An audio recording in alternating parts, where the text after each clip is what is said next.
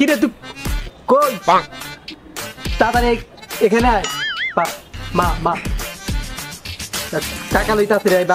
মাথা মাথা খারাপ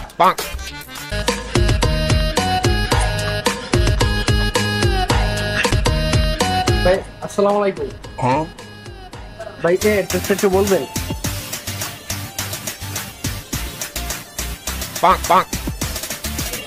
নে এদিক দেবে তারপরে সামনে গাছ আছে গাছের লাগে ভাই বুঝ হয়ে গেছে বালের কথা গাছ